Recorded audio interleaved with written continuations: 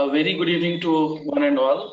And today we have a webinar on government and non-government financial schemes for individuals with communication disabilities by Dr. Ashok Kumar Sinha, former director, AYJNISHD, Mumbai.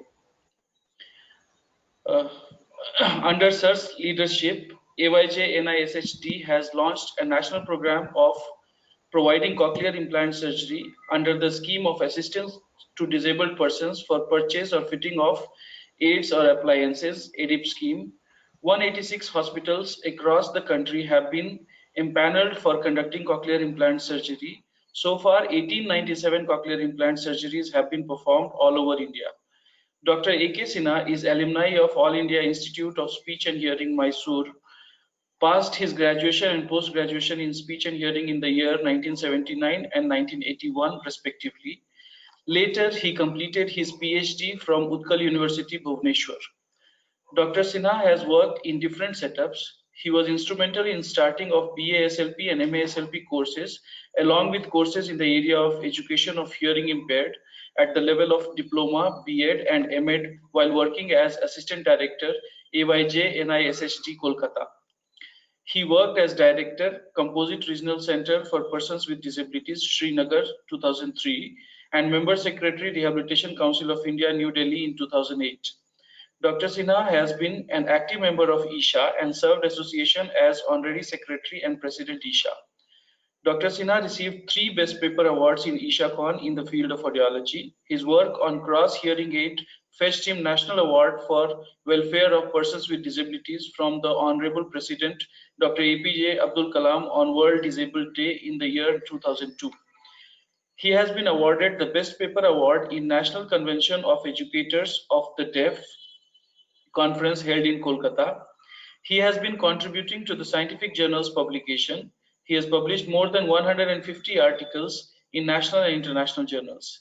He was the editor of Communication Disorders Quarterly, USA, and AYJ NIHH Journal of Communication Disorders, and AYJ NISHD Journal of Cochlear Implant, being published from AYJ NISHD, Mumbai.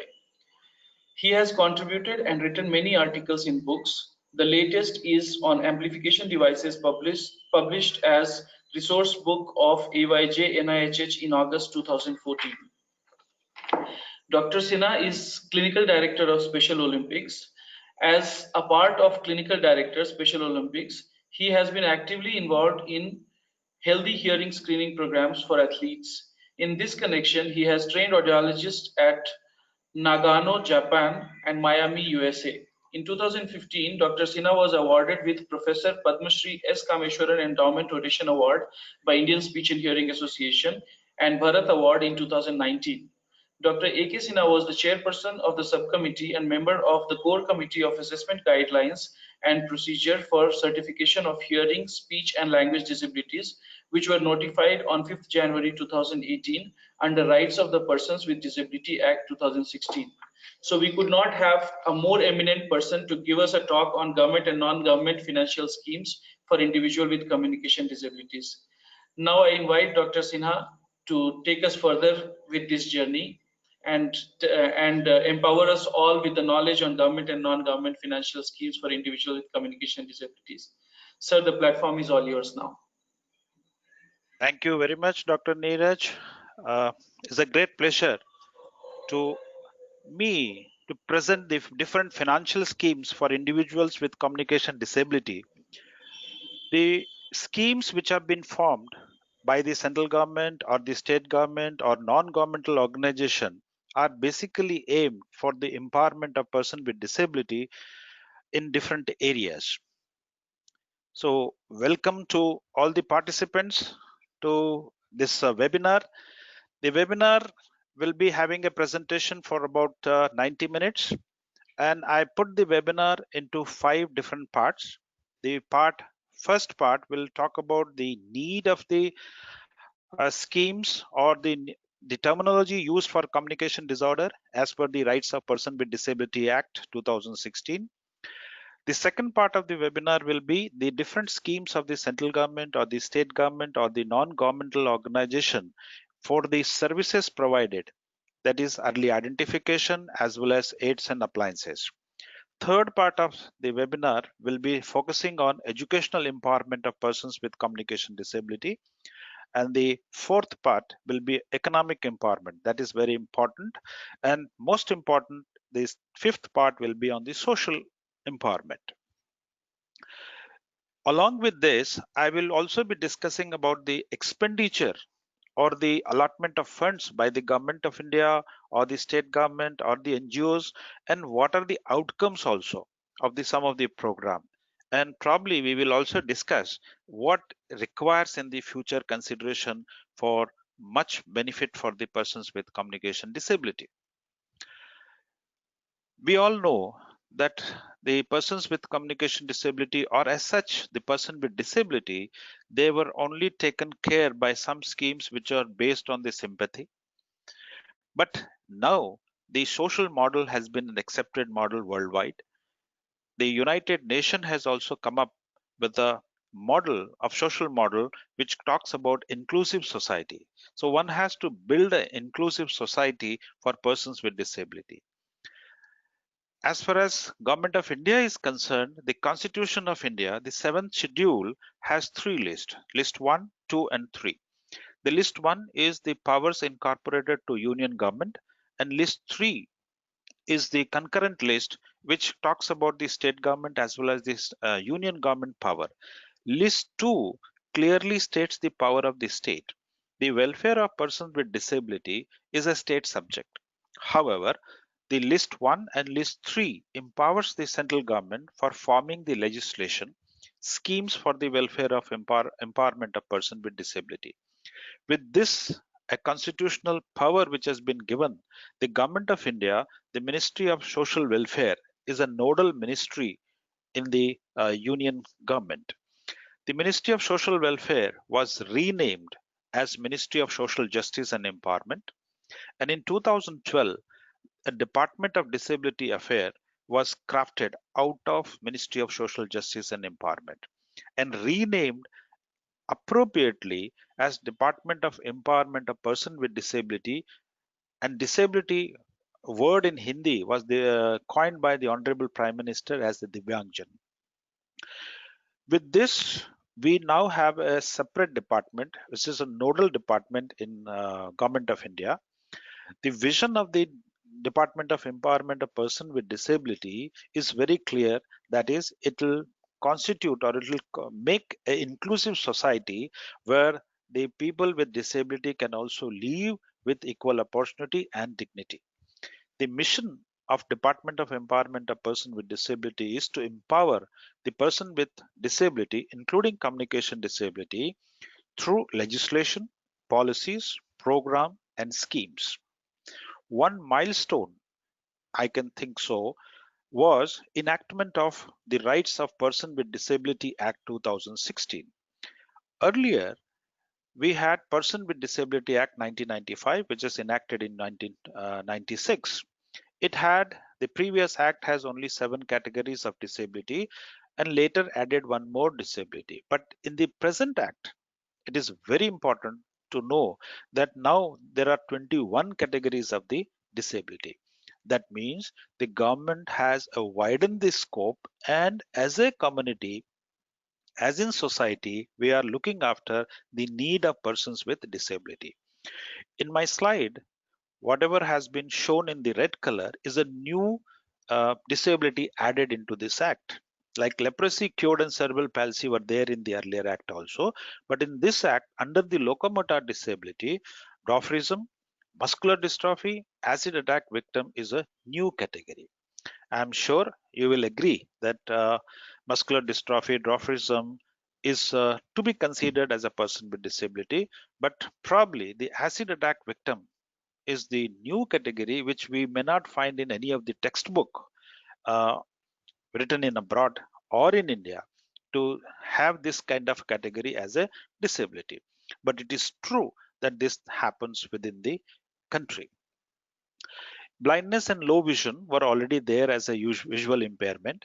In hearing impairment, there was only one word called as hearing disability. But in the new act, now we have a new terminology, as known as deaf or hard of hearing. We will explain this little later.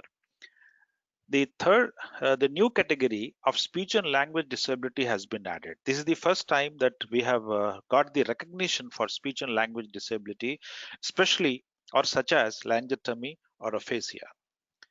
The new category of disability included as specific learning disability.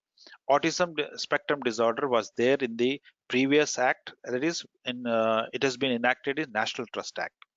Mental behavior, that is mental illness, is also considered as one of the category. And I'm very happy to share with all of us that National Institute of Mental Health and Rehabilitation has been set up in Bhopal, and one of our colleague, Dr. Joshi, has been made as the in charge or the member secretary of that institute till the regular appointments are made.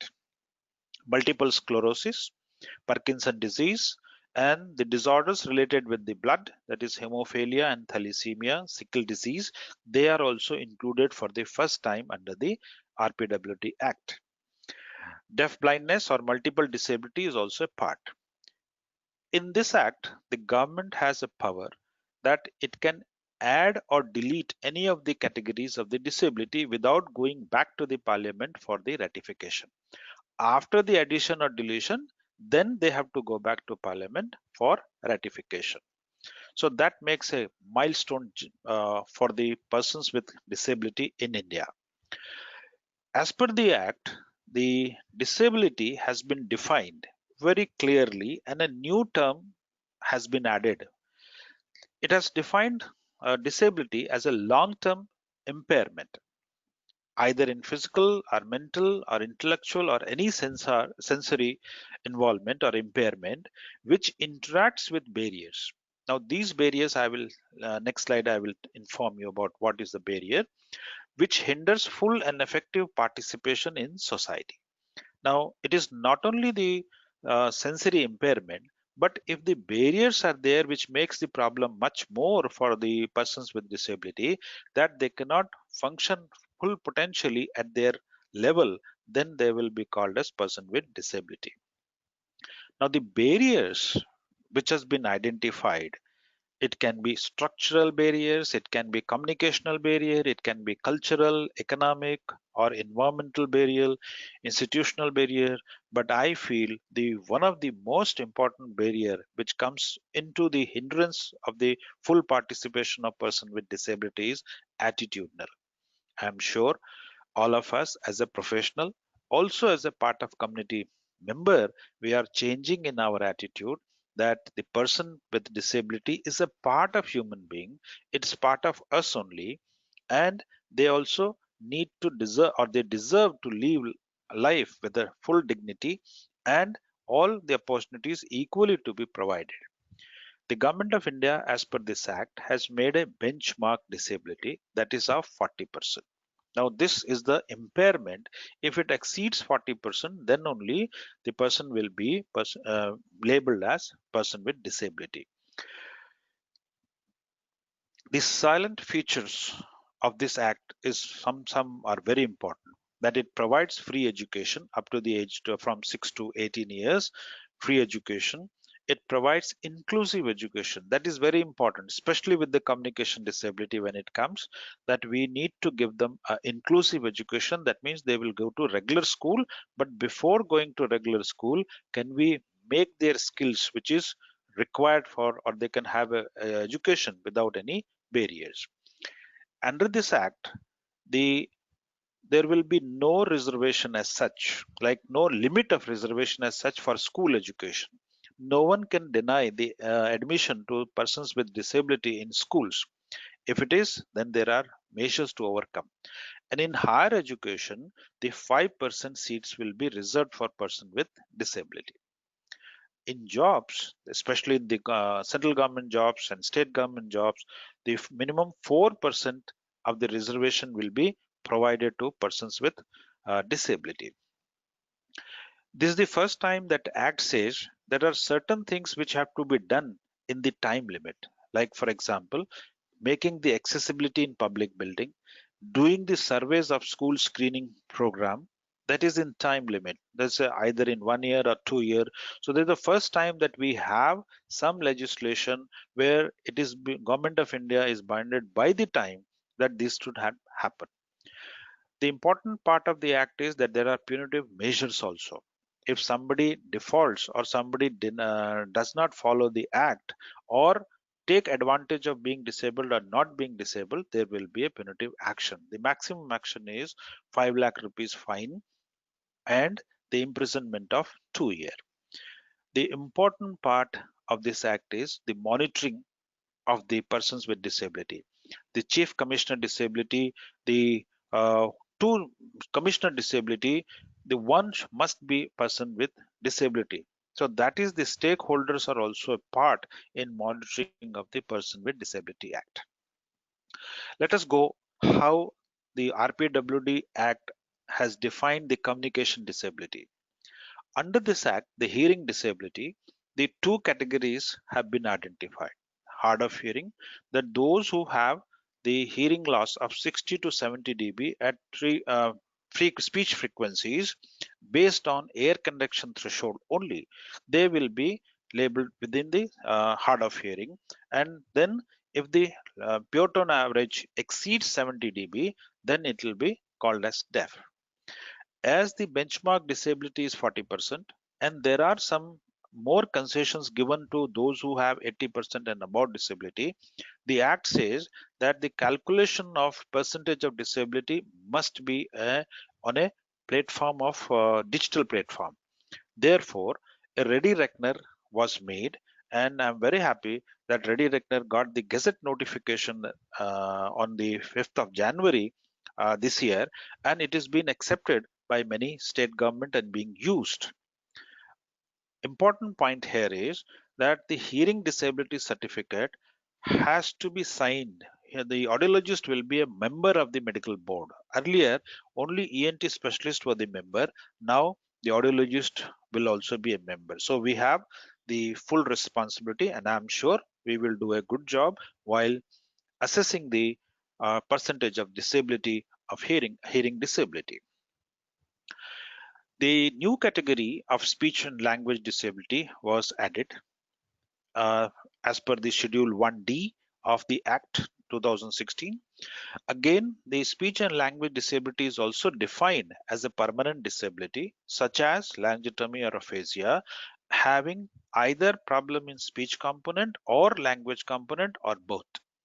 And the causative factor of the speech language disability must be organic or neurological causes.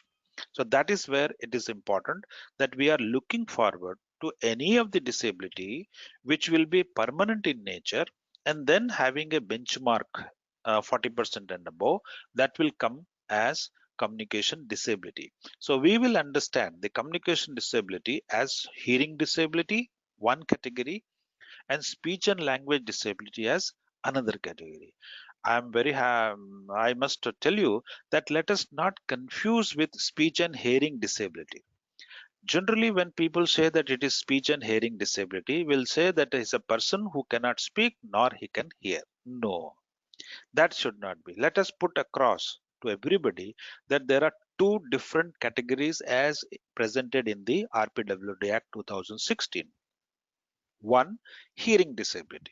Now this person has a hearing loss of 60 dB or above in both ears. That is important. Now because of this, whether he can communicate orally, that is a different question. It doesn't come as a part of hearing disability. So that understanding we should give to everybody. Otherwise, people will think that it is only one category, that those who cannot hear, cannot speak is the speech and language, speech and hearing disability. No, two distinct categories are there. One, hearing disability. This hearing disability person can speak or can use language through verbal mode, or he can use even sign language, nothing doing.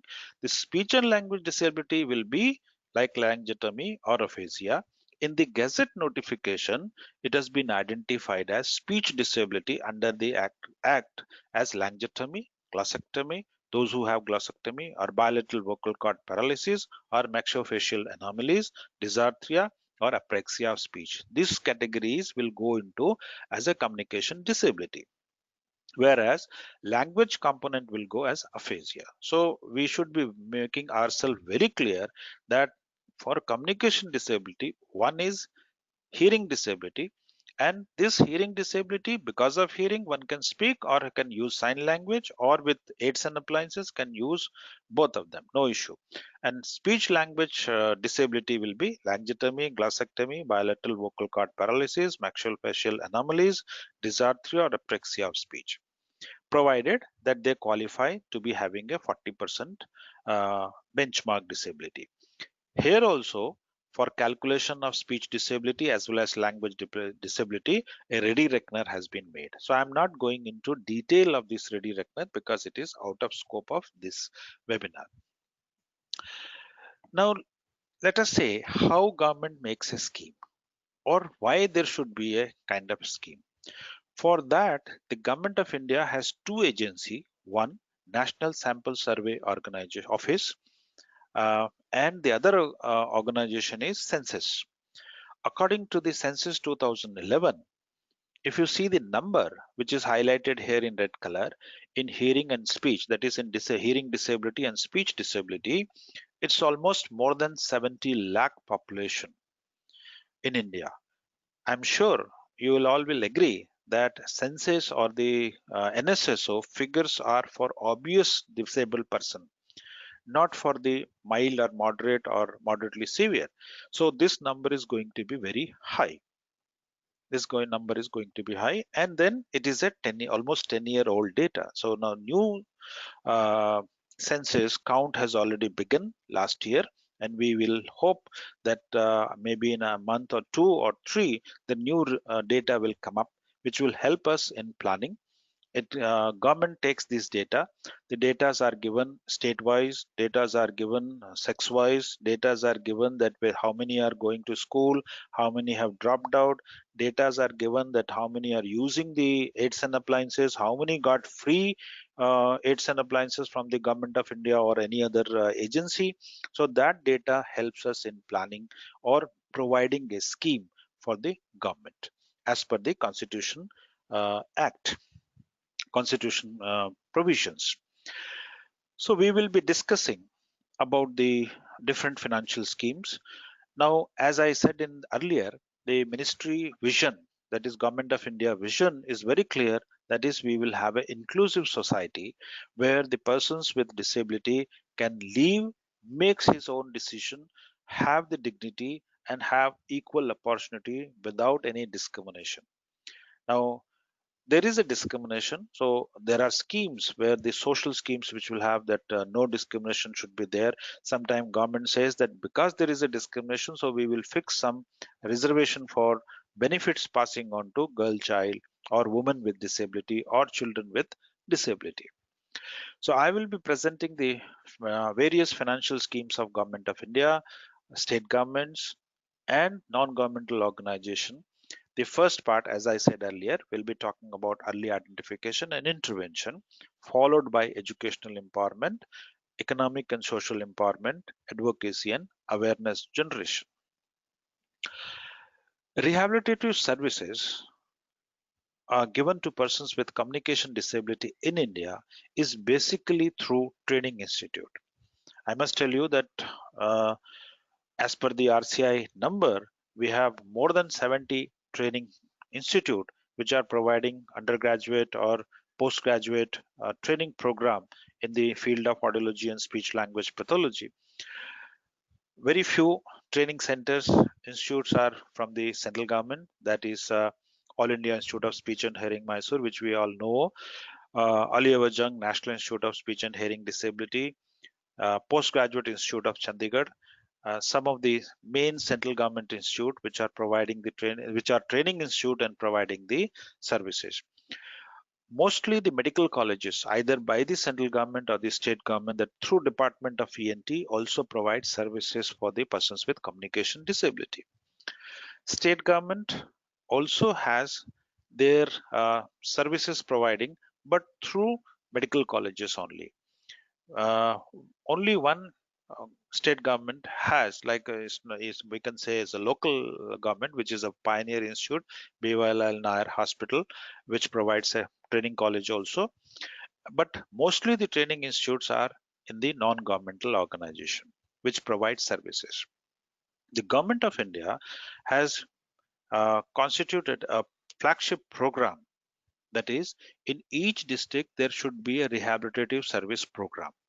Under that scheme, it is known as DDRCs are established all over India. That is District Disability Rehabilitation Center. Is almost more than 350 disability district rehabilitation center has been there in India. The government of India also provides funds for setting up of the special school, camp, and services can be given in camp mode. Uh, Mainly, the services are given by the camp mode either by the NGOs or the government institution. Web-based service is also provided, and there are some experiments have been done to provide services through telemedicine or teleaudiology, especially in Chennai, SRMC, and ICMR has funded this project. But somehow we are lacking in providing the teleaudiology or tele-speech language pathology services to our population in country. The government of India has come up with a very large scheme of National Health Mission, which also included, or the clubbing of the National Program of Prevention and Control of Deafness has also come. But I still feel a large number of people who get the services of identification or the assessment of hearing or speech language disorder is through audiologists and speech language pathologists who are in private practice. So their role is also very important when it comes to providing services to in India. But still, I can say the number of speech language pathologists we have, only a very small portions of people with who need these services are being provided services either by any of the scheme or through private practitioner. Government of India, as I said about the government institute, is funding for the equipment as well as the professional salary. And because of that, mostly the services given in the government institute is free or with a very nominal cost of registration. The government of India has also provisions that if a person has taken the services and has paid for that, the central government health services, under the central government health services scheme, there will be a reimbursement of cost. But I'm sure the reimbursement cost is not very huge. Like for pure tone audiometry, it is only 198 rupees, and for therapy of 40 to 45 minutes session, it is only some 200 rupees. So it's a very nominal compensation which has been given under central government health services scheme. As I mentioned earlier, that when government conducts a camp or the state government conducts a camp, there are no charges including the registration. The major camp which is being done by the government is through LIMCO, that is Artificial Limb Manufacturing Company Kanpur, and AYJNISHD National Institute of Speech and Hearing Disability Mumbai, All India Institute of Speech and Hearing Mysore, in collaboration with the NGOs. And I'm very happy that at least in the last 5 years, more than 6 lakh beneficiaries have come through the camps conducted by the Ministry of Social Justice and Empowerment. Ministry of Social Justice and Empowerment, the Department of Empowerment of Persons with Disability, has a flagship scheme known as ADIP, that is Assistant to Disabled Person for Purchase or Fitting of Aids and Appliances. This scheme got a start in 1971, the post Indo-Pakistan War, where it was basically focused on orthopedics or the locomotor disability. Now it is extended, or that after that it is extended to all disability. Under this, for communication disability, that is our hearing disability, the body-worn hearing aids were being provided till 2014. In 2014, it got a revision done, and Government of India introduced the digital programmable behind the ear hearing aid. I'm very happy to inform you that at least every year, at least 2 institutes talking together through camps and other mode is able to distribute almost 1,50,000 or fit the people, almost 1,50,000 people are fitted with the BT hearing aid. And I'm again very happy to share with you the first Guinness Book of World Record was made at Navsari in 2016 on 67th birthday of Honorable Prime Minister for fitting 600 people a BT hearing aid within 8 hours, and the Guinness Book of World Record certificate was handed over by the officials to Honorable Prime Minister. So it was pleasure for all of us to participate from AYJNISHD National Institute of Speech and Hearing Disability. Later, this record was broken at Manipur. That's also a very happy thing to do. The quantum of assistance under ADIP is very important here. Of course, the eligibility criteria is based on income. That is, those who have family income of 15,000 or below will be given 100% subsidy. And those who have income of 15,001 rupees to 20,000, they will be given 50% subsidy. Under the scheme, the children below 12 years can have the aids and appliances every year if based on requirement, and adults every 3 years. The quantum of assistance under the scheme for providing aids and appliances, including the hearing aid, is 10,000 per person. And if the child is studying in class 9th to 12th, that is students with disability, then the quantum of assistance given, financial assistance given, will be 12,000 per child. Under the ADIP scheme, in 2014, the Government of India launched a new scheme of cochlear implant. This is the first time that Government of India has taken up a scheme to provide cochlear implant to children with hearing disability at young age. The AYJNISHD National Institute of Speech and Hearing Disability, Mumbai, was made a nodal agency for implementation of cochlear implant scheme. Under the scheme, the AYJNISD impaneled 186 hospitals across India. These hospitals are in government setup, that is central government, state government, as well as private setup. This is the first time that government has used the cochlear implant scheme, including the private hospitals also. Under the scheme, I'm very happy to inform you, as per the website, that is more than 2,000 children have been operated successfully, and post-operative intervention has already begun, which is giving the good results in terms of hearing and speech and language development. There is a website which you can go through, that is www.adip cochlear implant, which gives all the information. The post-operative intervention, that is for the therapy, is a challenge. For a country like us, which has a big geographical area and difficult to reach terrain, providing speech language intervention is a big one. For this, we have enrolled the people or the professionals who are in private practice. So I request all that please log on to this website and get yourself impaneled for the post-operative intervention, which will be very useful for our clients. The financial assistance given in the cochlear implant is one of the highest in any of the scheme of Government of India. The Government of India provides funds to the tune of rupees 6 lakh per child, which is the very large number, a very large amount as per the any scheme of Government of India. The cost of implant, which covers around 3.29 lakhs, the surgery cost is around 60,000 rupees, and the government provides for speech language therapy or the intervention for first 2 years, that is 45,000 in each year, and for the mapping cost for 3 years is around 25,000 in the mapping part. Sorry, 16,000 it will be, not 24. That is 8,000 for the first year and 4,000 and 4,000 for the next 2 years. Now, schemes are made and then it goes on to implementation, but sometimes as per it happens that government provides funds and funds may not be utilized. But I'm very happy to share that how ADIP schemes have been used or the expenditure have been incurred in last 4 or 5 years under the government.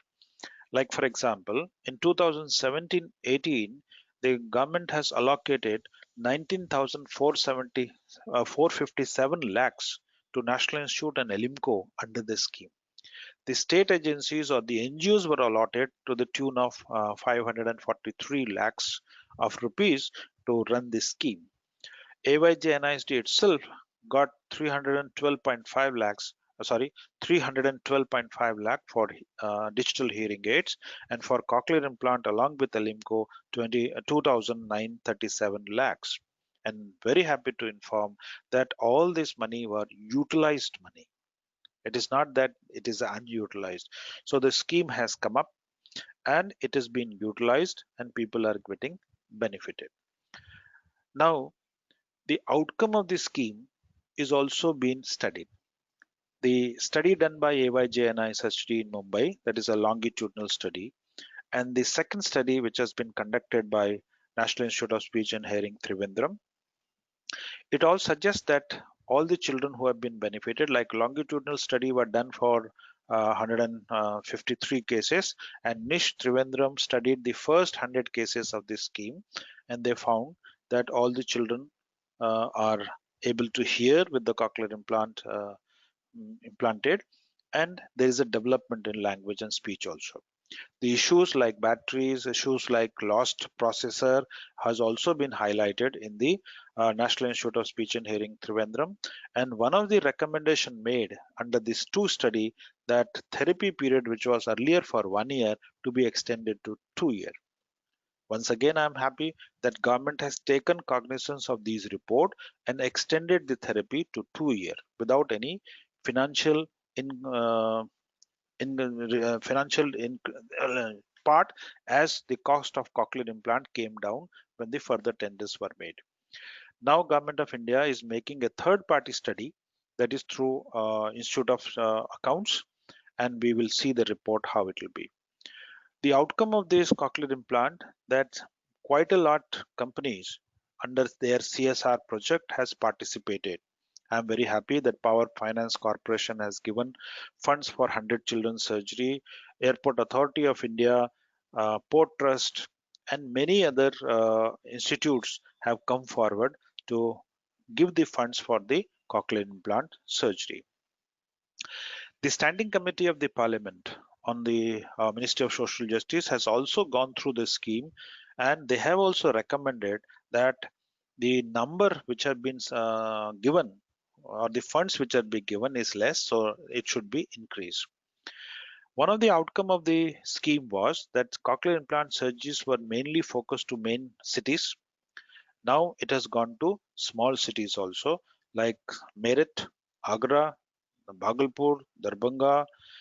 Small districts have also started up with the cochlear implant surgery that makes accessible the cochlear implant surgery. The mentor system of cochlear implant has able to train new surgeons of cochlear implant. So that is one of the major gain which we had for, and the audiologists also are being trained so that they can cope up with the mapping, they can cope up for the therapy, and children can able to be empowered. Lot of generation awareness has been generated because of the cochlear implant at the highest level. I'm very happy to inform you that Honorable Prime Minister has met the first few children who have been operated. As in this figure, you can see this child here. He is the first boy who has been operated, and this is the first girl who has been operated under the scheme. And very happy to share with you that both of them are doing well, and now they are going to regular school. And on the 67th birthday of Prime Minister, some of our beneficiary went and met Honorable Prime Minister and wished Honorable Prime Minister happy birthday by saying. So that was a great pleasure for all of us. Bretley, a known cricketer, he is also ambassador for cochlear implant, who visited the institute and he met the beneficiary, and he was also very happy seeing the progress made in India. The government of India, the president of India, also met some beneficiary of cochlear implant. He is Ansh from Gwalior. When he was speaking, everyone was very happy that such a child is speaking. So the myth that deaf child cannot speak is broken, and it is the high level of generation being created where the policy decisions are made so that we can always make sure that those who makes policy, they continue the policy. And that is our strength, that we can say as a professional we can bring the game change in the life of person with disability. For cochlear implant, the state government also has various schemes. Shruti Tarangam is a scheme of government of Kerala, and one of the best scheme, well devised scheme, that it has a very strong post operative rehabilitation. So children are doing very well under this scheme. Arogyashri is a scheme of government of Andhra Pradesh. The Chief Minister Comprehensive Cochlear Implant Scheme is a scheme of Tamil Nadu, and probably the Tamil Nadu scheme has the highest number of cochlear implant surgery done, that is 3,500. Under Government of India scheme, along with the state government, Rashtriya Bal Swasthya Karyakram, the funds are released for cochlear implant surgery, especially in the states like Madhya Pradesh, Gujarat, Bihar, and many other states. Apart from this, there is a Prime Minister Relief Fund which has been given for cochlear implant to the tune of 3 lakh, and the state government also, as a Chief Minister Fund, funds are given for cochlear implant surgery. So cochlear implant surgery probably will be one of the best scheme which will come up, and the children who were deaf, now they can speak. Probably when they grow, maybe in one way or the other, they will become the asset and contributive citizen of our country. I'm very happy that even NGOs, this is a non-governmental organization, also not very far behind. They are also participating in cochlear implant surgery. Hans Foundation is one of them, which funds for the cochlear implant surgery.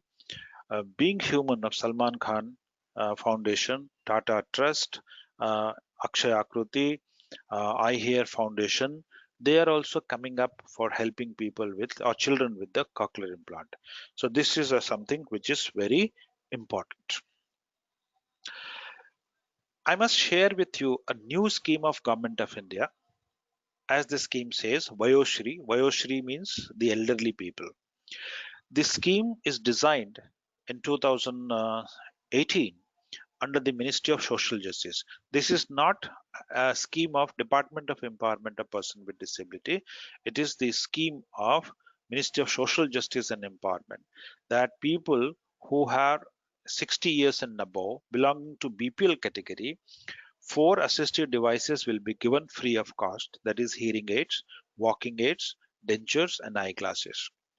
Elimco Kanpur is the implementing agency, and AYJNISD Mumbai has taken as a special approval for providing hearing aids to elderly people under Vayoshri scheme. I must tell you that ADIP scheme requires a must to have a disability certificate. But in this scheme, disability certificate is dispensed with. So anyone who has 60 years of age belonging to BPL category, if he has a mild hearing loss or moderate hearing loss or moderately severe hearing loss, which is not qualifying for the disability certificate, can also be a beneficiary about this scheme. So people can make use of this scheme. State government, NGOs can contact with Alimco, and such camps can be made for elderly people. For providing services and aids and appliances, I feel that Government of India or the state government must have a legislation especially for the hearing screening. As we all know that if hearing loss is identified early, the impact of impairment can be minimized or can be eliminated also. In all the Western countries, we have the legislation, so somehow we have to start working or continue to work that legislation should be formed. A part of legislation has come in the RPWD Act, where it says that children who are going to school must be screened for special need, including hearing. However, when we have this kind of hearing screening program, we will definitely need a manpower training on the field of audiology, and also probably look for the good employment prospect for them. As far as aids and appliances are concerned, the indigenous production should be there, should be encouraged by either by reverse engineering or anything. In hearing aid, we do have indigenous production, but for cochlear implant, we don't have. The Defense Research Organization, DRDO, is trying to produce a cochlear implant, but we are still to see any prototype and clinical trial. Research must be done to make the products indigenize, and preventive measures can also be a good part of these schemes. And getting the services in rural India will remain a challenge. So probably teleaudiology or some other methods must be utilized for early identification. Once we have early identified, fitted the child with the aids and appliances, the schemes of education comes into play. The Government of India has a flagship scheme called DDRS, that is Deen Dayal Disability Rehabilitation Scheme. Under the scheme, the funds are given for setting up of preschool and early intervention centers. Under the scheme, special schools setting up funds are also given. Funds are also given for home or community-based rehabilitation program, including for the person with hearing disability. Now with the speech language disability also. Under the scheme, the per beneficiary ceiling cost is there, and Government of India will provide 90% funds, and for 100% funds are given when the school or the preschool or the rehabilitative center is in northeast state, or in a state which is probably affected by the Vayoshri and all, or difficult to reach terrains. The scheme also got revision, and under the revision, the tapering of the grant, that is, like earlier the scheme says, if we give you 100 rupees grant for 1 year, next year it will be only restricted to 90, and next year it will be restricted to 80, like that. So now no tapering of grants are allowed under the aids and appliance under this scheme for NGOs. And also the number of beneficiary, there will be no bar. Like for example, if the school has been set up for hearing impaired, the beneficiaries were say 50, and next year beneficiary goes to 60 or 70, the government will give the fund accordingly. Earlier, under the DDRS scheme, the funds were being distributed state-wise, but now it is will be distributed disability-wise. So that's a very good move.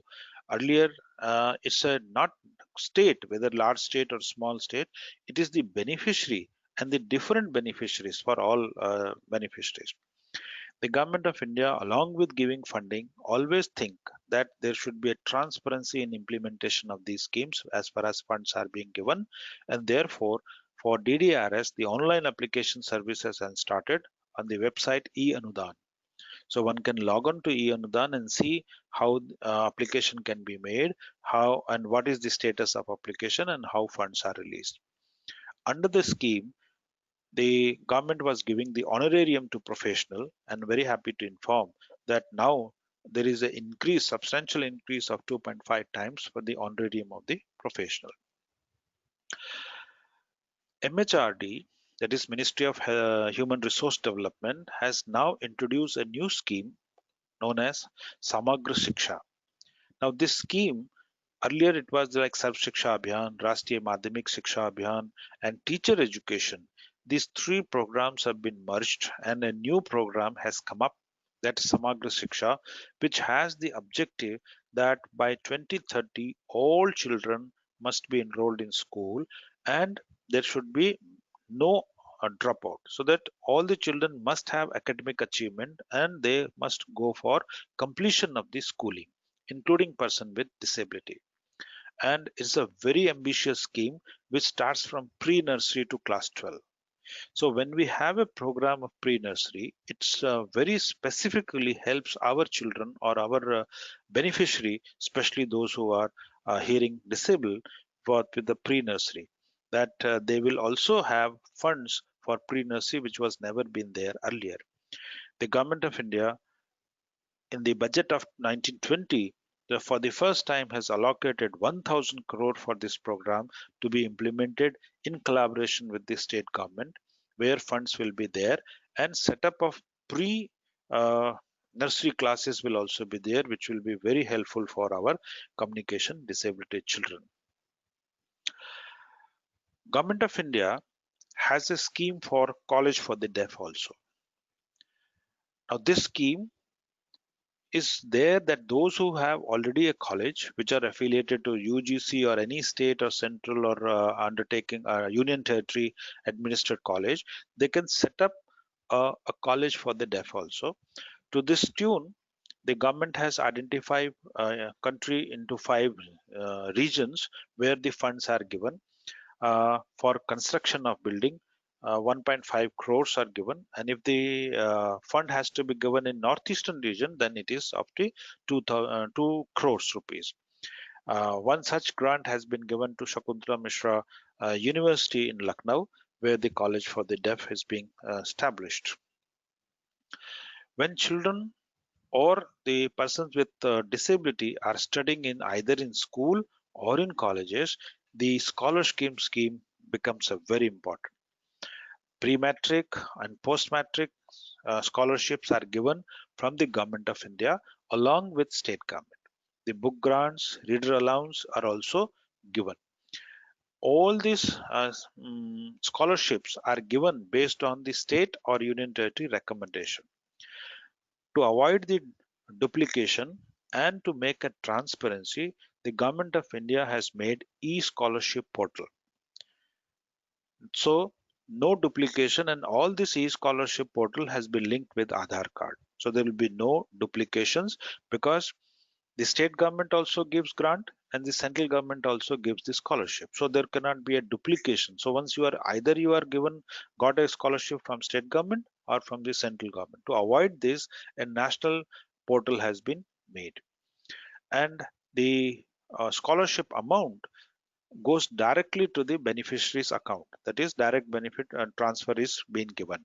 In 2017-18, 37 children with disabilities were awarded scholarship from Ministry of Social Justice and Empowerment, Department of Empowerment of Person with Disability.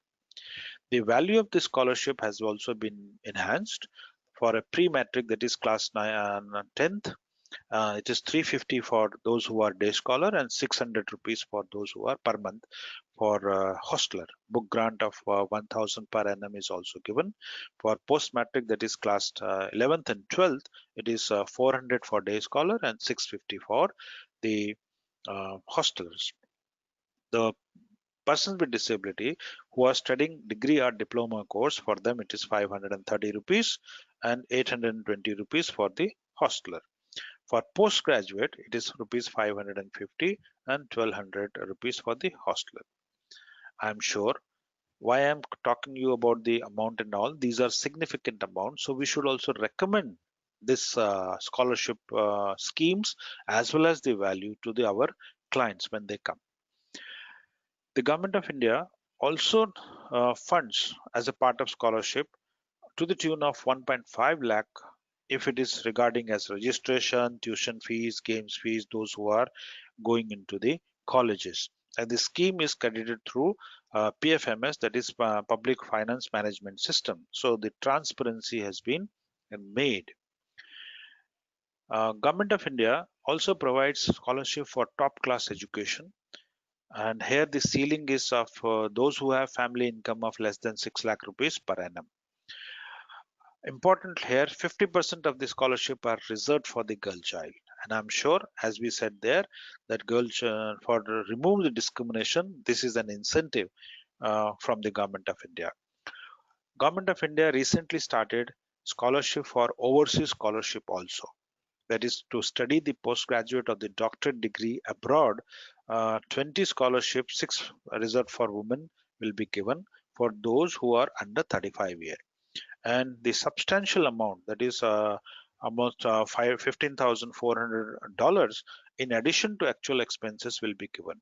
So any of the person who is good in study, got something and wants to go abroad and read, very especially one we can recommend this kind of scholarship from Government of India. Government of India has also earmarked 200 JRF for person with disability, including communication disability. under this scheme, the first 2 years they will be, sorry, the spelling of years is wrong here, 25,000 and rupees 28,000 for the remaining period. The scheme, this is a national fellowship which we can recommend to our client when they come into the college or the looking for a jobs. There is a new scheme which was launched by Government of India under Ministry of Social Justice and Empowerment, Department of Empowerment of Person with Disability, as a scheme for free coaching, that is for Union Public Service Commission or State Service Commission, that coaching for IAS, IPS, various exams or exams, the coaching is given free. So they can get enrolled into coaching centers, and coaching centers have been identified. The already list is there on the website, and the person with disability can go there, and they will get the all the expenditure incurred by Government of India. And this will be a benefit only once, that is that if a course is for a 1 year or 2 year, it will be there. Suppose they appear for exam and not able to pass, then again if they want to go back, then the full reimbursement will not be made. So this scheme is very good, and I'm very happy that even a sign language interpreters have been given or being provided under that coaching centers, where the children, students with hearing disability are being enrolled. Government of India has a scheme which is known as, generally we call it as SIPDA, but now R has been added there. Uh, that is stands for Schemes for Implementation of Rights for Person with Disability Act. Now, for under this scheme, funds have been given, and these schemes are mainly meant for the inclusive society or empowering them economically. One of the scheme is AIC, which is you must have seen all over India, that is Accessible India campaign, started in 2016. Like when we go to railway station, when we go to airport, we can see that people on wheelchair, people who are having a mobility problem, they can uh, go easily. Then those who have communication disability, for them signages are there, uh, or quite a lot good arrangement has been there. Like Delhi Metro is one of the best example of accessibility, Delhi Heart, and many other places. And public places are also being made barrier-free environment. The Government of India conduct the access audit of the public building, and based on the access audit report, the funds are given to make ramps, rails, lift, adaptation of toilet for wheelchair user, braille signage, auditory signal, tactile flooring, and modification of pavements. So this is a new, and I feel that the attitudinal barrier is being taken off. That means we all think that provision of ramps, rails, lift, adaptation of toilet will be useful only for the disability. Probably it will be used for everybody. That if we are going to live for 100 years, I'm sure last 10 years of life will always have disability. So anything which we make in society, it is for useful to all. So that is something very important. A flagship program of Government of India with the creation of new ministry, that is Ministry of Skill Development and Entrepreneurship, has come up a big way. Skill development, the National Skill Development Council has been made, and very importantly, a skill council for exclusively for person with disability is also made. Under the this skill council, the Government of India made some different committees, and we have identified the skill development program for person with hearing disability as well as communication, as well as the speech language disability, that what type of work they can be trained in, what skills they can be given. Oliver Jung National Institute of Speech and Hearing Disability, where my experience has been very good in terms of skill development program, that we are almost training more than 3,000 beneficiary per year for skill development. The Government of India gives grant, a huge grants are given, including the stipend for the persons with disability, and the stipend goes directly to the bank account. So it is through PFMS system, it goes to directly bank account beneficiary. So there is good transparency has been made. Aliwajang National Institute of Speech and Hearing Disability is running or funding one of the biggest in Asia training program for the deaf in terms of ITI, that is Training Center for Adult Deaf, in collaboration with an NGO, that is Boys Town in Hyderabad.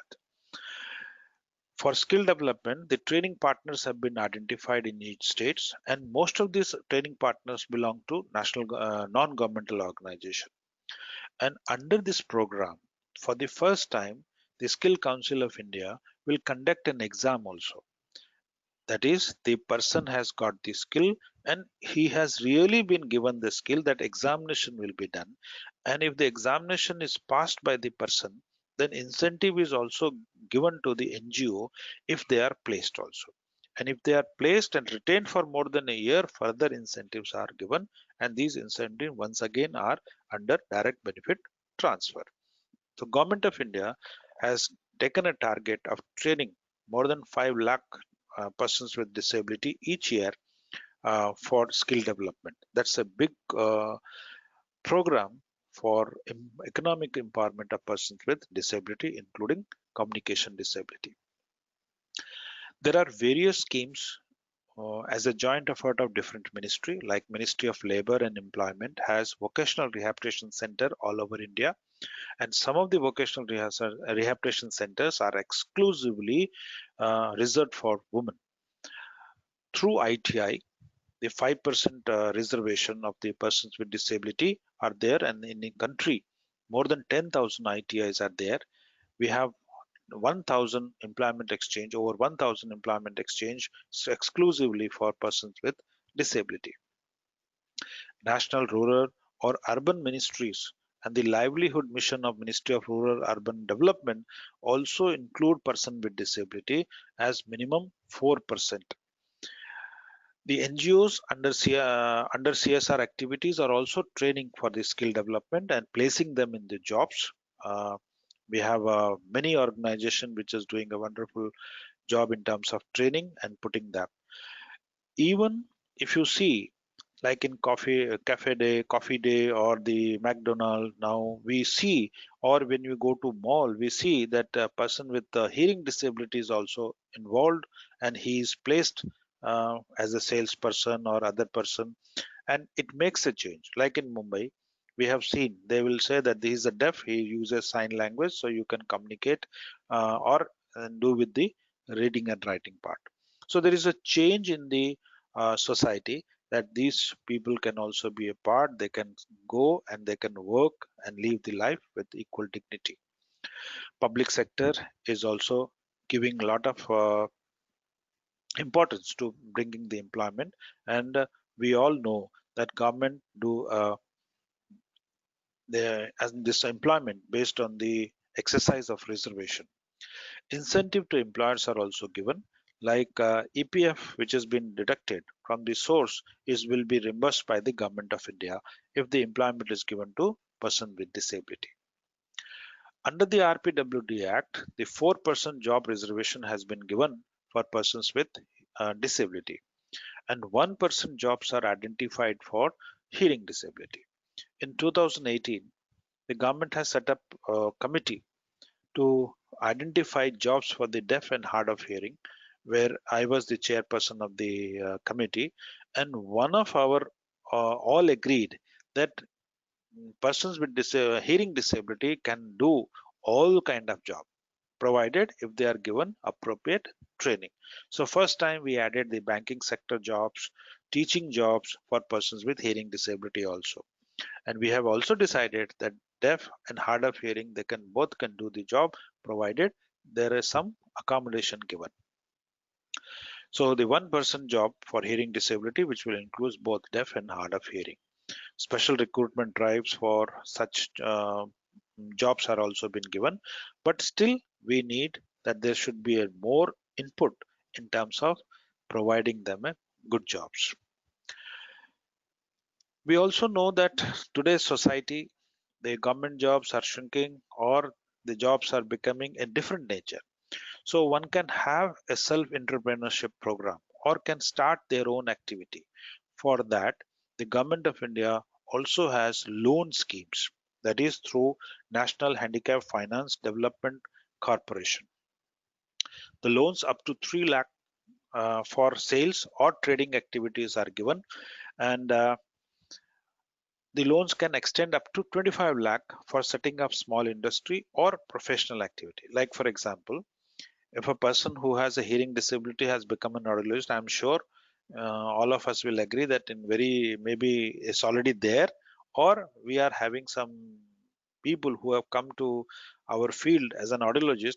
If they want to start their own practice, the Government of India will give them a loan up to 25 lakh to start their practice under the National Handicap Finance Development Corporation.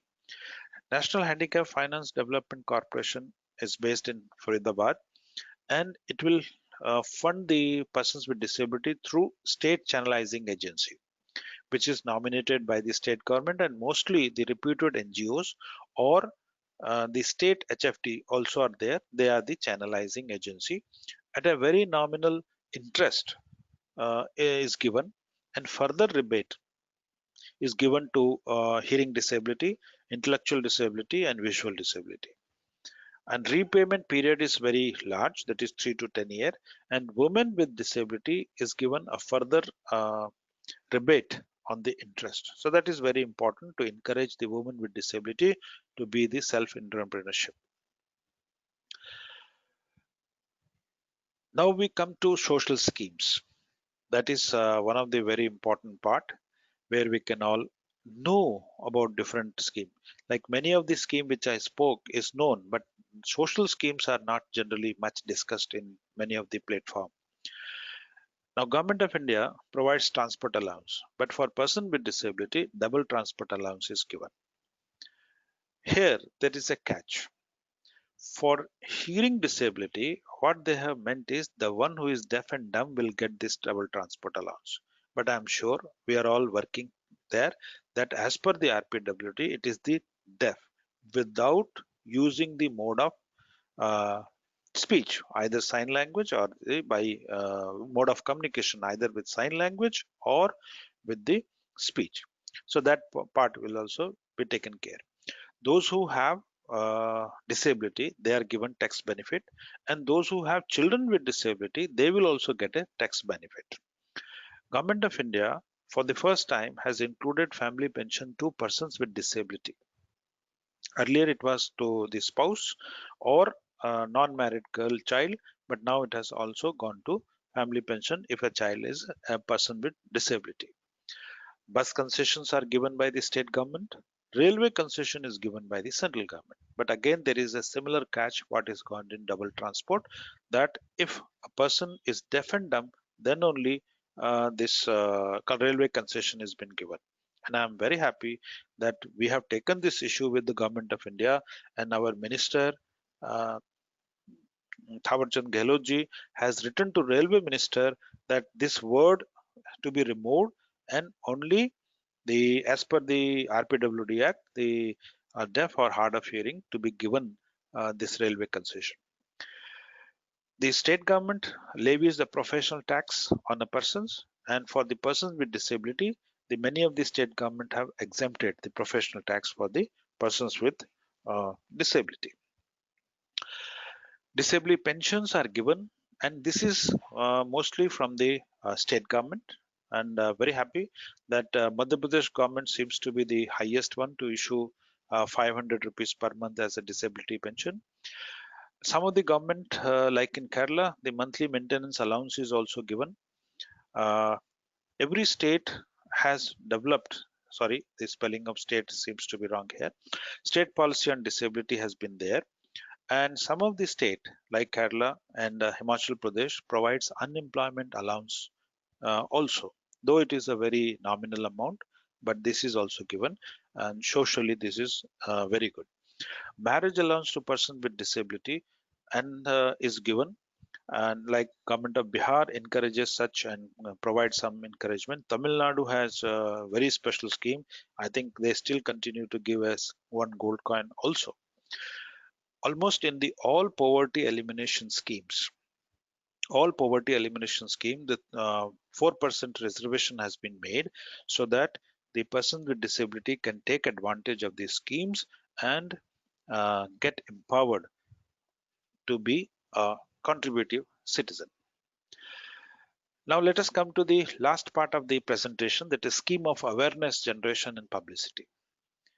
Government of India very recently launched this scheme that if you want to start a helpline or a national or international event, seminars, workshop, a kind of grants will be given for creating awareness regarding the disability, various schemes of government, such platform. I'm very happy to share with you that first advantage we took of this scheme from AYJNISHD National Institute when I was there to fund ISHA itself to the tune of rupees 1 lakh for giving us an 1 hour on cochlear implant. Under the scheme, an individual can also apply. That is very important. If national seminars are being done or international events are being done or seminars are being done, so organization or NGO or individual can also ask for a grant where they can launch a awareness program for person with disability. The government of India will process the application, and if the application is approved and accepted, and some paperwork like necessary bonds have been done, and 70% advance money will be given. That is the first scheme where advance money seems to be coming in, and 25% on receipt of final report under the schemes will be given. The government of India has launched scheme for research. That is very important. I must share with you, and I must tell you that you can apply for this scheme to conduct research.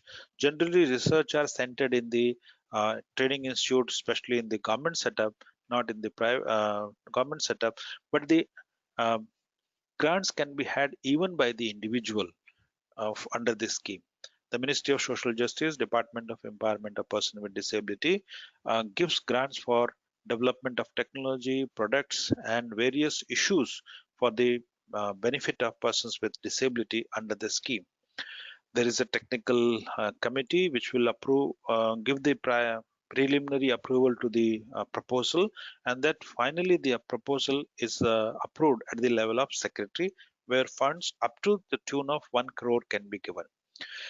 The funds can be taken by the central institutes people or state government agencies or NGOs, and also by the individual.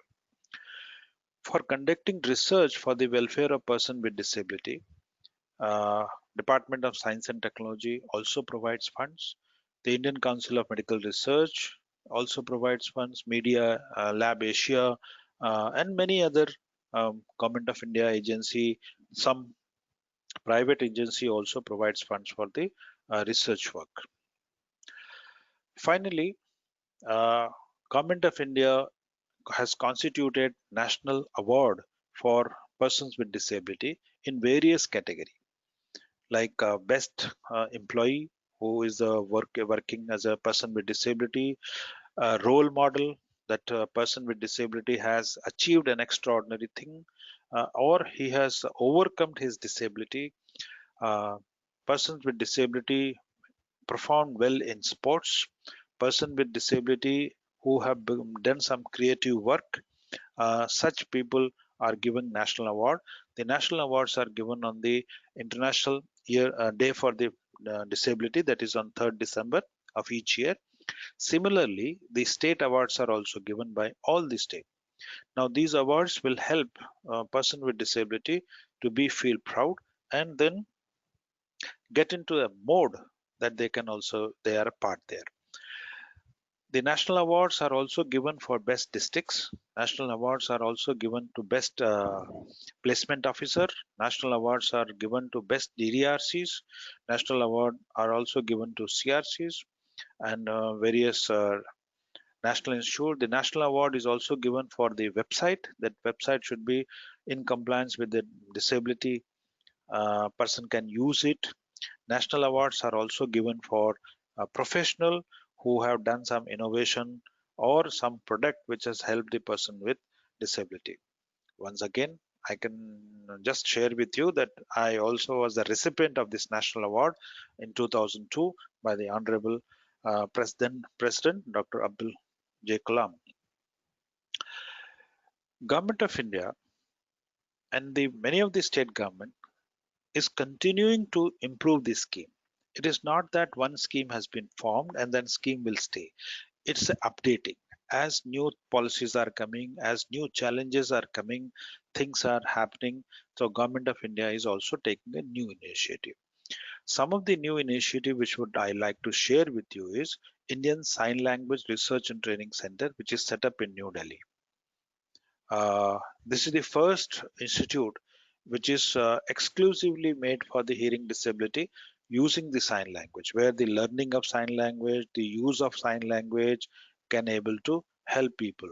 We know that as a speech language pathologist, that even sign language will help the children with disability to improve speech.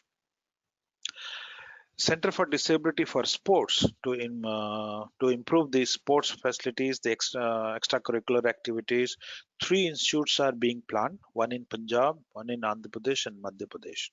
As I said earlier, the National Institute of Mental Health and Rehabilitation is already is being made and being made functional at Bhopal. Government of India also has a proposal to establish a National Institute of Universal Design. This is something very important. I personally feel that this institute will really make a difference in the life of a person with disability, rather for everybody. That whatever we design today is to be used by person with disability as well as for the elderly people and other group which will become vulnerable one day or the other. Government of India has started a new initiative. It is already launched, used, and now being issued also. That is unique identification card for person with disability. Now there is a national portal, that is www.swalambamcard.gov.in. Under the scheme, a card is being issued which has all the information of the disability, and this disability card will be valid throughout the country. As in the Act, in RPWD Act, it is mentioned that disability issued in one place will be valid all over India. Earlier, there was a jurisdiction for issuing of disability certificate, but now jurisdiction is being now taken away. If a person is getting treatment in any of the national uh, institute or hospital where they have enrolled for or they have impaneled for getting the card, person can get the disability certificate there also. So these are some of the new initiative of the Government of India in order to provide an inclusive society for persons with disability all over India. As per the Act, we are in the line of United Nations Conventions for Rights for Persons with Disability and taking all proactive measures. The information about different schemes about the disability, the informations about different benefits and concessions which are given to person with disability will be available on the site of Chief Commissioner Disability. Now, Chief Commissioner Disability is set up by the Government of India. Under this, there will be one Chief Commissioner Disability and 2 Commissioner Disability. Out of these 2 Commissioner Disability, one will be a person with disability. So they will able to monitor and they will also give the information. Every state also has a Commissioner Disability. Earlier, the Commissioner Disability charge is given to any IAS officer or any other officer as a dual charge. But as per the new act, it has been taken off. The state commissioner disability will be an independent charge, and the person will definitely has to have a qualification in disability sector, not in administrative sector only. So that's a big change in this scenario where we are looking forward. The various schemes, various informations are also available on National Institute website. Many NGOs on their own publishes information in local language, and In national institutes, it is generally English and Hindi, or in the central government set website, Hindi and English. But local language, many of the NGOs and the state government also provide information in local language. I must say that audiologist and speech language pathologist should also have this updated information about the information. Why it is important? That I'm trying to meet the one of the objective which I thought that it should be, that ASLP in their practice can start prescribing this various scheme. Like for example, somebody who has come for clinical service and you need to give them information, so you can prescribe that information on your letter, prescription letter. Suppose a person is coming for the he's already going to school, so you can prescribe that he can apply for scholarship. A person who has come, adult person who comes, he wants a kind of a job, so where he can go for skill development, that information can be prescribed.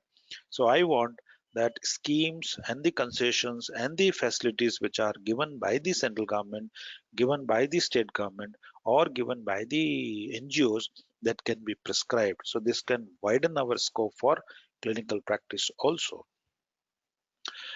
At the end, it's very important that all the machineries of the government, central government, state government, local government, must converge, and they should able to support each other for implementation of the schemes, and these schemes to be evaluated. Not that scheme government has made and no evaluation has been done. I must request my colleague, audiologist and speech language pathologist, that they should have an active role. Take a scheme, write an article, take a scheme, see the beneficiary, and put the outcomes. Present this in seminars, present this in the workshop, so that we will know that how these schemes are being progressed and how these schemes, and that feedback can be given to the government, feedback can be given to state government, feedback can be given to NGOs who are taking this scheme. And with this article, seminars, research, we will able to see the how technology is changing, then how government can be advised to change the schemes accordingly, so that modern technologies are used, modern aids and appliances are used into the scheme. And I'm sure all of us, with a very, very positive thinking, that the person with disability is a part of human part of us only, and we can able to provide or empower him to have a good life with a dignity, and making empowering him to make a decision. And as a professional, we will definitely help him in improving his quality of life. That should be the main aim of the today's presentation which we had. Finally, I must thank the President ISHA and all the office bearer who has made this webinar uh, useful, presentable, and thanks to all the participants, thanks to technical members who made this seminar a great success, and my colleague at AYJNISD and other institute who were the part of various committee which went into a scheme and deliberations. Thank you very much. Thank you, President Isha. Thank you, Dr. Niraj. Thank you, Dr. Rao. And if there are any question, you can able to ask. Now I uh, open this webinar for questions. Thank you so much. Hello. Thank you, sir. And we Huh. have already started getting questions. Okay. And this is as an information to all the attendees that you can type in Okay. the questions, or you can even raise hand. There is an option to raise hand there, so you can raise Okay. hand, and we can allow you, we can unmute your mic and allow you to ask a question. We have a few Okay. questions typed in, sir. I'll read one by one. Okay. Yes. If we want to know more regarding the tax benefits for the disabled, where can we read or get information from? This is a question from Farzeen Survey. Okay. Now, under the tax benefit, there are two kind of tax benefit which has been given. If the person who is filing the return is himself is a person with disability, then he has to put a disability certificate, and the information that how much concession he will get, this is also available on the website of the tax, where it can be taken up. And if the person who is filing the return has the child with disability, or has a brother or sister who has not been married, that person who is dependent on him, then also a tax benefit can be taken. And what I understand is almost 15% of 15,000 rupees can be deducted from the taxable amount. So that is the information which we can have. The information, the text exemptions come every time, every with the budget changes, but this will be available on the website of Department of Income Tax. Okay. Yes, sir. Hello, Dr. There is Niraj. one more Yeah. question from the same Yeah. person. What is the Yeah. role of RCI in the making of different schemes? Okay. RCI also has a quite a good role here in terms of making a scheme. Like for example, we all remember there was a scheme which was launched by the RCI for training of the doctor at PHC long back. So that scheme came up, and this was a part of National Program of Prevention and Control of Deafness. So RCI also has a role, but generally RCI has a role for monitoring of training program. Basically, the role of the RCI is to monitor the training program, the curriculum part, the transaction of curriculum, this part. So making a role, policy decisions or the role, the RCI has not much as such as a role. Okay. Okay, so we have an attendee Yeah. who wants to ask a question directly from you. She's raising her hand, Yeah. Amrita Mohan. I'll unmute Okay. your mic. Amrita, you can unmute your mic and ask the question. Sir, can you hear me, sir? Yes. Yes. Sir, it was very informative, sir. Thank you for your presentation. Sir, I Thank have you. few doubts. Like the first one is, is the benchmark disability of 40% is applicable for inclusive education, or like only to get the scheme, sir? Very good. Very good question. Now, for inclusive education, if you are going to have any benefit as a disability, then benchmark is 40%. Okay, but for educational purpose, even if you have less than 40% in inclusive education, the benefits will be given. Like for example, 40% will not come for the job, but 40% will definitely, less than 40% will come for aids and appliances. Okay, so that is part is there. Like for example, in autism, this has been made that even less than 40%.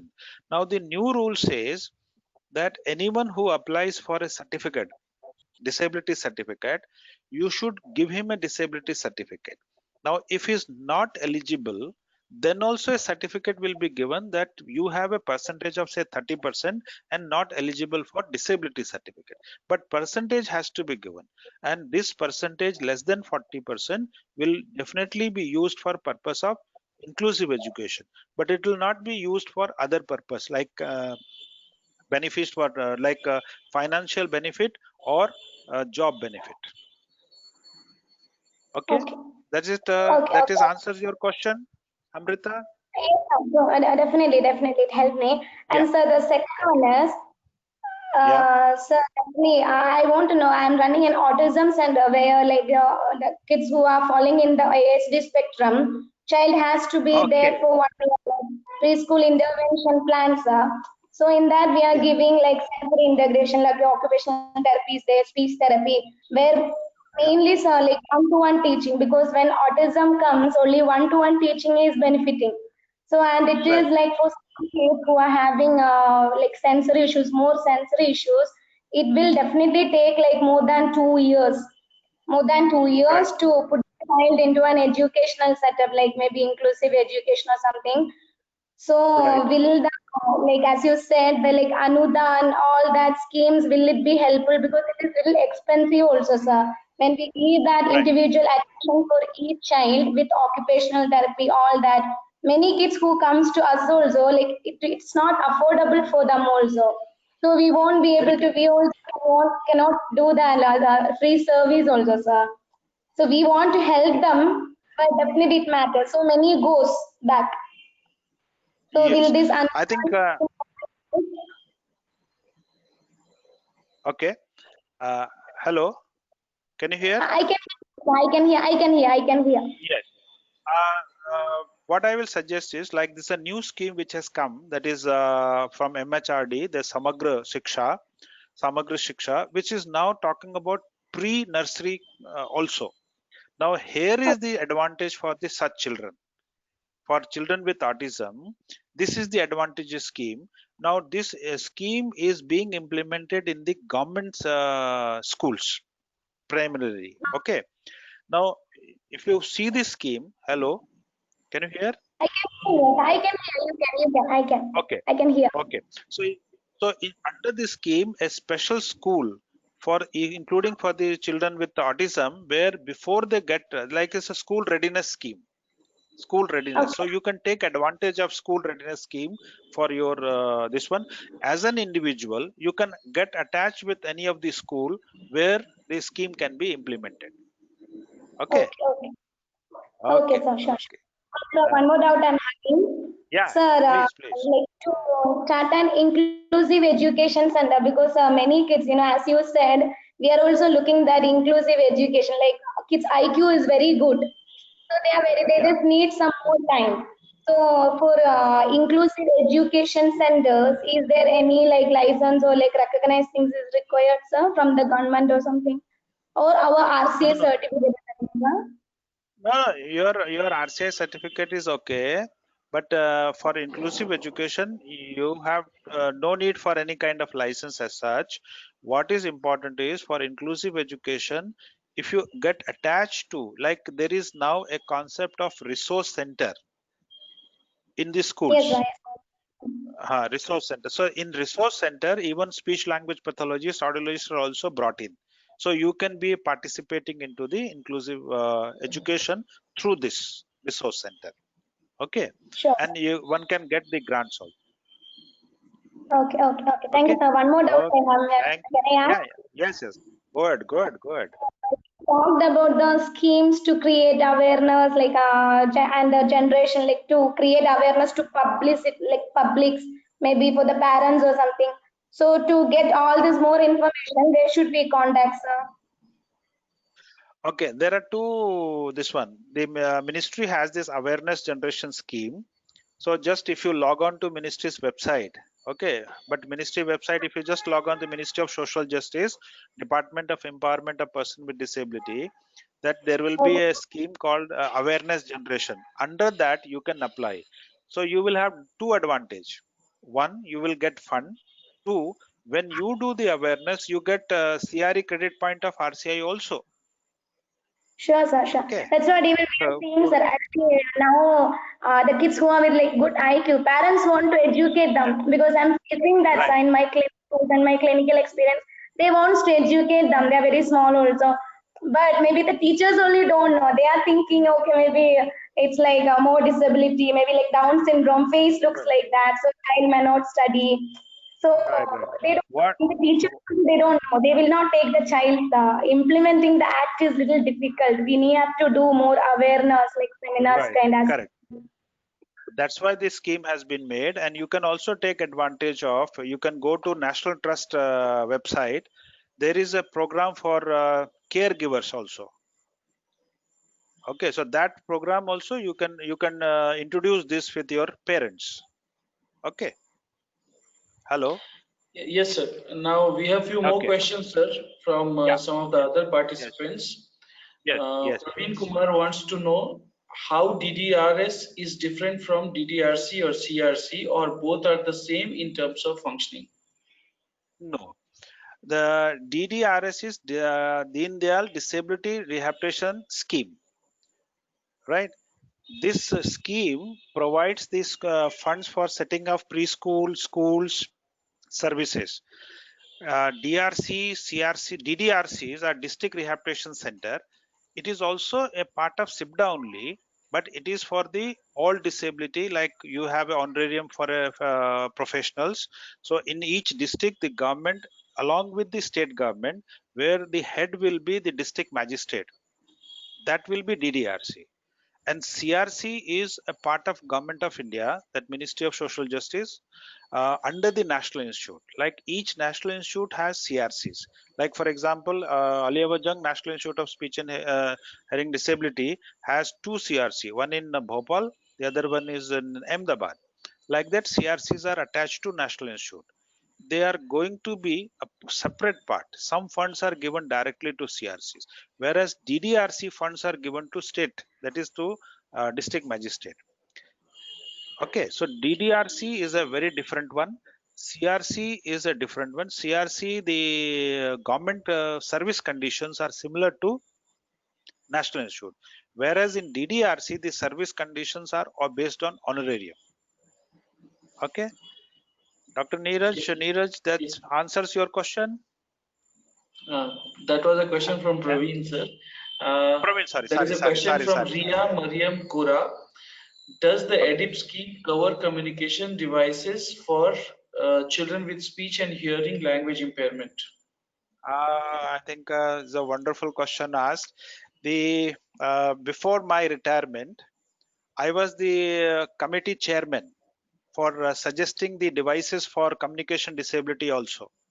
So my suggestion, my committee has already recommended artificial larynx for laryngotomy cases, the artificial larynx, and even the prosthesis, the cleaning part of prosthesis devices, and we have also recommended one this laptop, iPad rather, where we will have the sign language software to learn for the persons with the hearing disability, also the software to learn speech, and for laryngotomy also.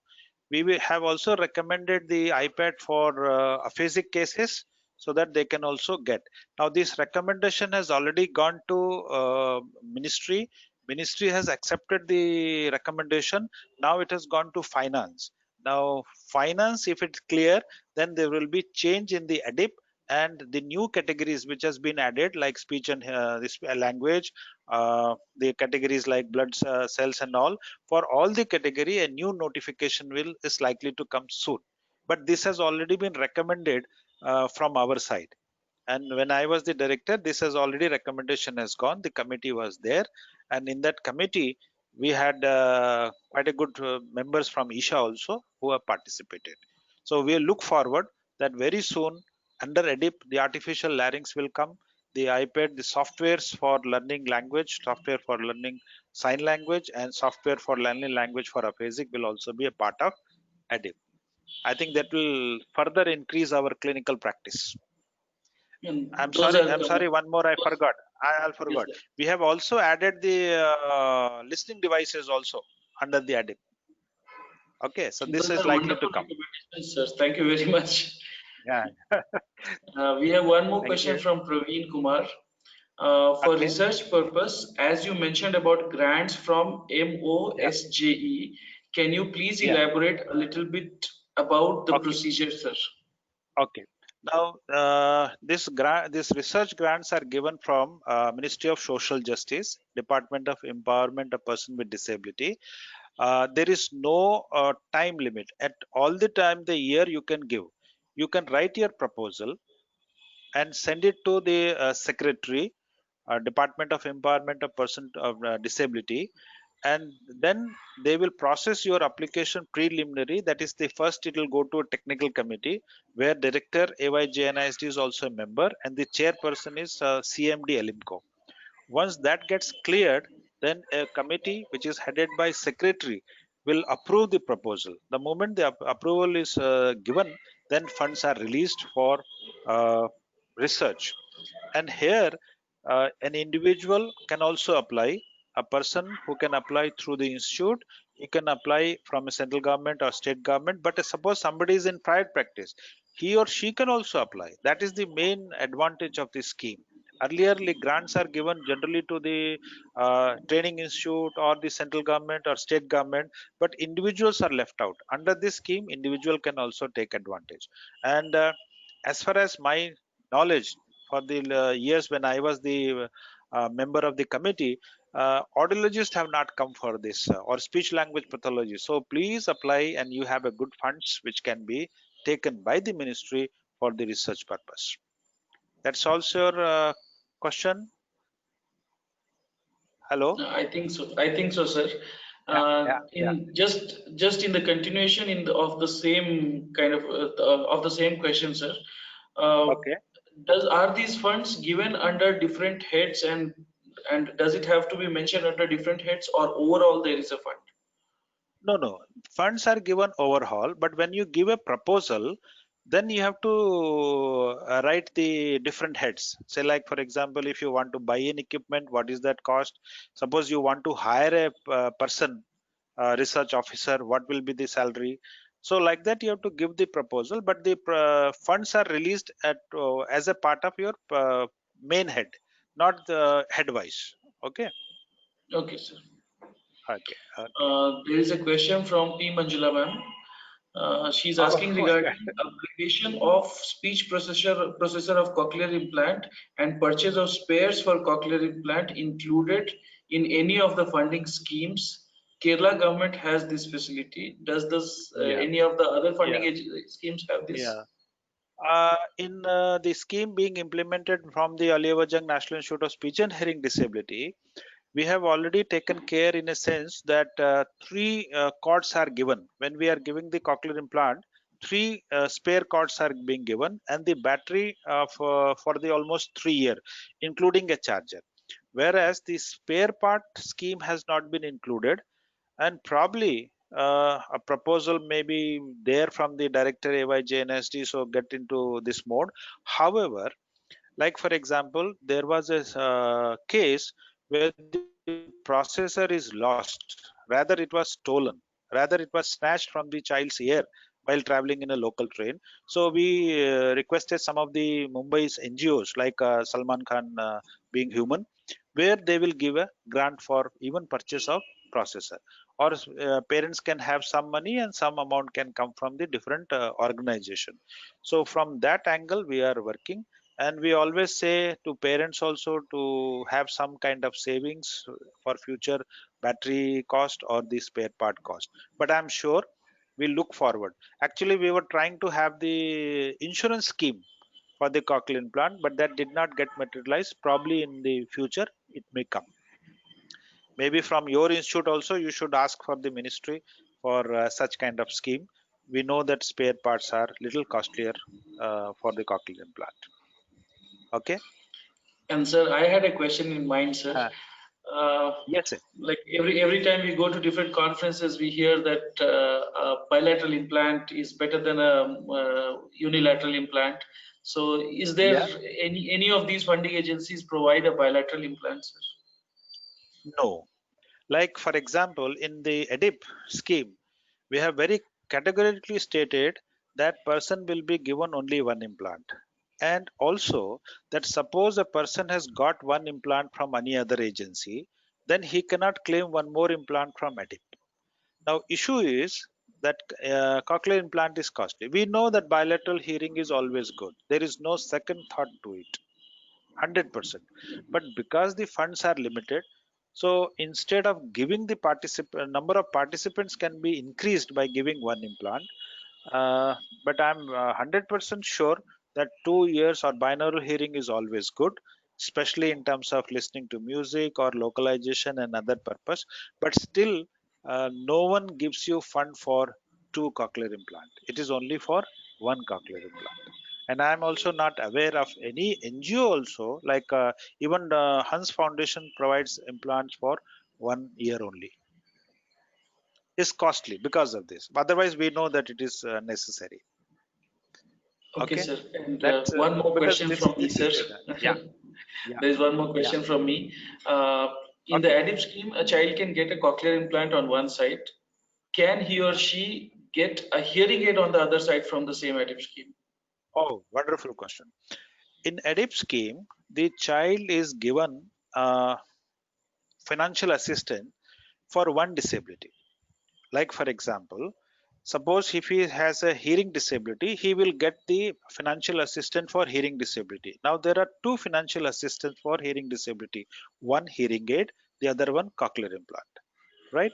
Now both can be given. Now the same child, if he has some orthopedic problem also, then wheelchair can also be given, no issue. Now if the child has some other like visual problem, then eyeglasses can also be given. So under this scheme, a child can use hearing aid and also cochlear implant simultaneously, but hearing aid will be given for both ear, but cochlear implant will be given for only one side. Okay. Yes, sir. Thank you, sir. Yeah, yeah. If any And of the other by participants, model type. yes, sir. If any of the other participants have any questions, you can type in very Yeah, quickly, yeah. or you can use the raise Okay, hand option, and I'll enable your mic to ask questions. okay. Sir, I have a question. Yeah, Sir, please go ahead. in Karnataka, there are very less schemes for persons with disability. For, As from ISHA, can we uh-huh. write letter to the ministry, or should the institutes here should write for it, and then we can? Hello. Hello, can you hear me, sir? Oh, yes, yes, yes. Yes, You sir. can just repeat your question. Just repeat your Yes, sir. question. The Karnataka state government Uh-huh. has very less schemes for persons with disability. Mhm. True, sir? Uh, yeah, yeah, yeah. Actually, with like while making my this presentation, I was going through the website of Commissioner Disability Karnataka. Yes, sir. Not much information was also available on that. I was trying to get this information because trying to get the other information. Even the disability pension, the maintenance allowance, as given in Kerala, is not there. But what I suggest is, now we have a state commissioner disability. Mm. Okay. Now with the state commissioner disability, one from a ISHA or an individual can also address that. Look, this is the Okay. program of Government of India and this is Okay. not being implemented in the state, so you can implement this. So that can be done because the act itself says that stakeholder will also be a part. Okay, Okay. so Okay. even an individual can write and see that these programs, like many of these, sometimes what happens is, Mm. like Karnataka has the cochlear implant program, but then it was Mm. taken away. Was taken away. Yes. So Mm. sometime what happens, like that's what I mentioned in my presentation, that schemes to be studied by professional and see Mm. the outcome and give a Mm. feedback to the state government on the individual basis or national institute basis or from ISHA also, that I have presented this paper and this paper, this is the outcome. And the way we can, so what we should do is, like, we can making a kind of a guidance to state government that how schemes can be formed, how schemes can be implemented, and how Mm.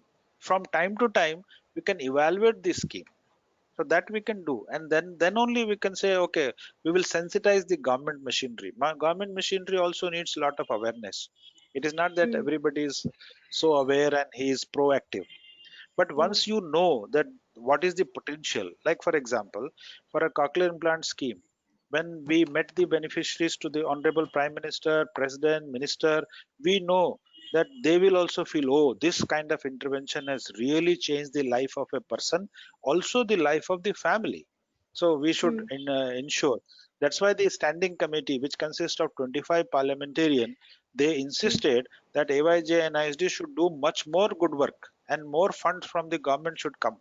And therefore, we Mm. got additional fund for 100 children in the last financial year. So that we should do. It should be on So, sir, now individual basis, can be done at ISHA basis. Yes. you said there are already studies on the outcomes of these. So, based on those studies, even we can apply, no, sir, like for the Right, right. ministry, Yes, yes. Why not? Why not? saying the other That's what I states are said. doing and there is a good outcome. So even we can Yes, implement it yes. here. Right, Right. Like just what I said, like when we have given the funds to Nish Trivandrum to conduct the independent study, because our own study government said that it is done by you, so it may be biased one. So let Nish do this study. So Nish study also said, and they recommended that we should increase the duration of speech therapy, which has been accepted by the government, and the duration of speech therapy has gone to 2 years. Now, one more agency, that is the Chartered Accountant Agency, is now going to evaluate the scheme. If they feel the scheme has little lacuna, where, as Dr. Manjula probably has asked about this spare part, somebody will say that parts are costly. So, how do you incorporate that in scheme? Like I said, in 6 lakh rupees, we still have some saving. Now, that saving can be used for extra year of therapy or spare part, and we can ask government of Karnataka that this is the kind of study, such a good things are happening, so why can't we do in our state? Yes, definitely, Okay, that will be a thank you, great sir. work also.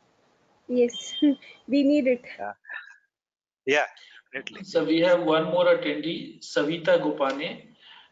She wants Okay. to ask a question. Savita, I will unmute Yeah. your mic and please unmute at your end and you can ask the question to sir. Okay,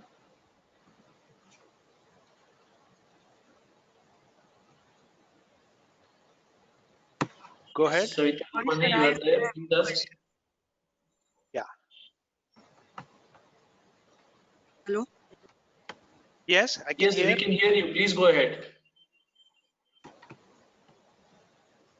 No, sir, I don't have any question. I can see your Okay. hand raised, so I thought, okay, no problem. Thank you. Okay.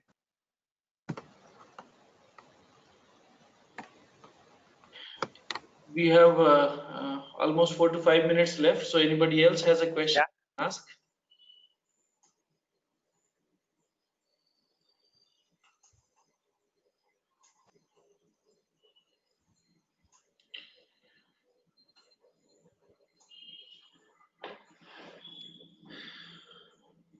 Looks like they're all very happy with the kind of information Okay. they got, sir, and Okay.